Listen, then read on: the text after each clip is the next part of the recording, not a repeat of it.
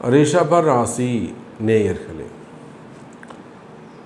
ரிஷபத்தை பொறுத்தவரையில் உங்களுடைய ராசிநாதன் சுக்கிர பகவான் இது நாள் வரையில் ராகு இடத்திலே ஒரு விஷத்தன்மை உடைய கொடிய விஷத்தன்மை உடைய ராகு கேது அப்படிங்கிற அந்த பாம்புடைய பிடியில் சுற்றிட்டு இருந்தது. பாம்பு இருள் சூழ்ந்திருந்தது.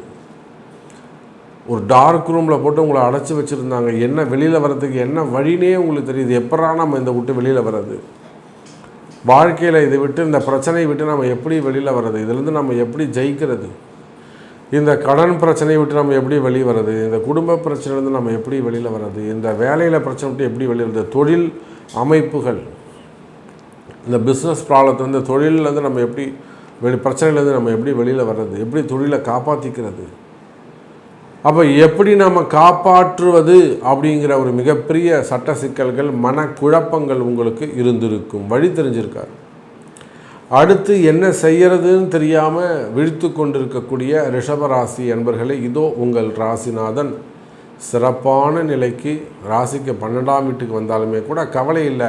பாம்பு பிடியிலிருந்தும் சனி பகவானுடைய பிடியிலிருந்தும் இருளிலிருந்து வெளிச்சத்துக்கு வந்துட்டார். அப்போ ரிஷப ராசி அன்பர்களே, உங்களுக்கு ஒரு வெளிச்சம், வாழ்க்கைக்கு வெளிச்சம் கிடைத்திருக்கிறது, வழி கிடைத்திருக்கிறது. அதே போலத்தான் செவ்வாய் பகவான் 7-12 கூடிய செவ்வாய் 4ஆம் இடத்துல சிறப்பான முறையில் அமைந்திருக்கிறார். அப்போ இந்த செவ்வாய் சுக்கிரன் இடமாற்றம் ரிஷபத்திற்கு புதிய நம்பிக்கை தரும். முழு விவரங்கள் உள்ளே.